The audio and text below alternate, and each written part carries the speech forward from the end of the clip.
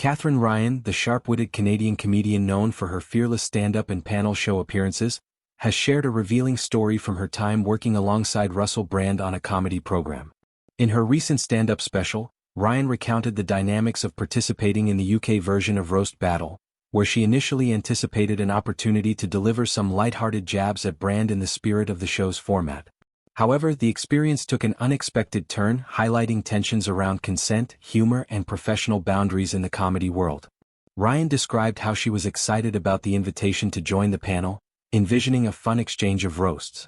But upon learning that Brand would be seated next to her, her enthusiasm waned. She held strong personal opinions about him, believing him to be difficult, though she carefully noted that these were unprovable convictions. Initially, she declined the gig, weighing her principles against the opportunity. After some reflection, Ryan decided to accept, motivated by the chance to incorporate her views into her material. She made a deliberate choice to include jokes targeting Brand, framing it as a moral stand within the context of a roast environment where exaggeration and edge are expected. The plan was to poke fun in a way that aligned with the show's playful yet biting nature. At first, Brand seemed amenable to the banter, tolerating the roasts as part of the game. Comedy roasts thrive on participants' ability to give and take punches, often about personal traits or public personas. Ryan's material likely drew from Brand's known eccentricities, such as his fashion choices or shifting public image. However, the tolerance didn't last. Brand eventually reacted strongly, throwing what Ryan described as a hissy fit, and threatening to walk off the show entirely. This escalation caught the production team off guard, leading to concerns from the network executives.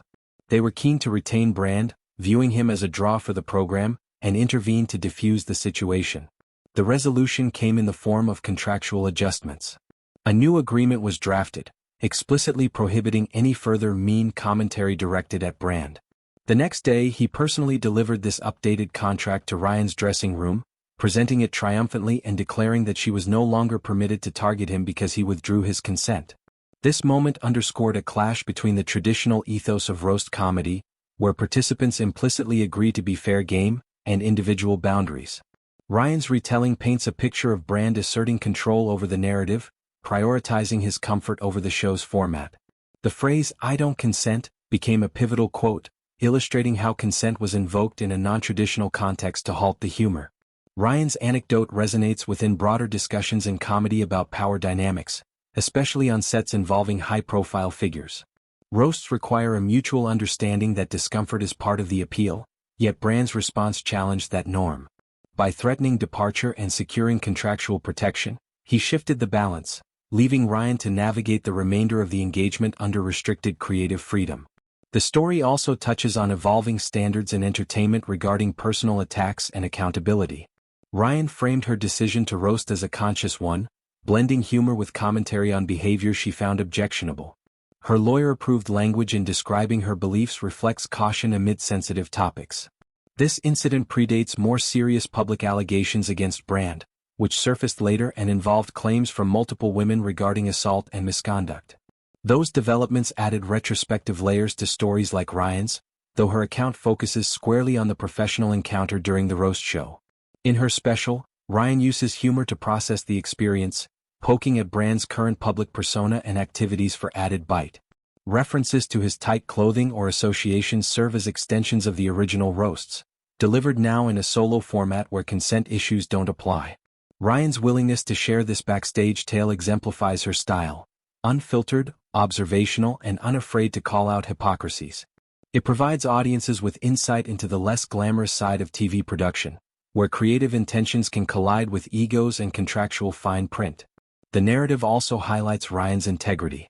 By initially turning down the job and then choosing to proceed with pointed material, she asserted her voice in a setting that might have otherwise silenced it.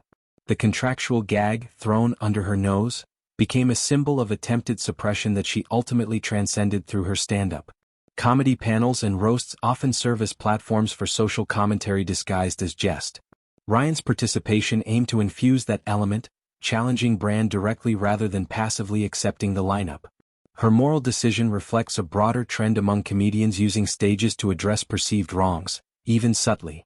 Brand's reaction, escalating to threats and legalistic protections, contrasts with the resilience expected in roast culture. Participants like Jeff Ross or Lisa Lampanelli built careers on enduring and delivering brutal lines, viewing pushback as weakening the art form. For Ryan, reclaiming the story in her special allows closure and amplification. Audiences respond to such honesty, appreciating the blend of gossip, critique, and self-awareness. Her delivery turns potential frustration into empowering laughter.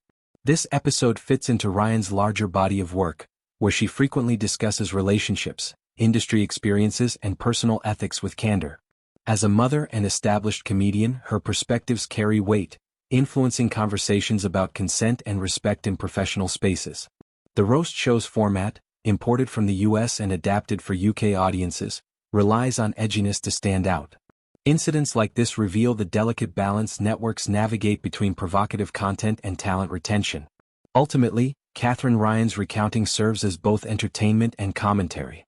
It exposes the mechanics of comedy production while affirming her commitment to authentic expression. By not shying away from the details, including the dramatic dressing room confrontation, she invites reflection on boundaries, power, and the enduring appeal of unfiltered humor. In the years since, both comedians have pursued divergent paths, with Ryan solidifying her status through specials and hosting gigs, and Brand pivoting toward alternative media. Yet this shared chapter remains a vivid illustration of clashing styles in the comedy landscape. Ryan's special, through stories like this, reinforces her reputation as a bold voice unafraid to roast not just individuals but systemic quirks. The audience's laughter validates her approach, proving that consent withheld in one venue can be overridden by artistic freedom in another.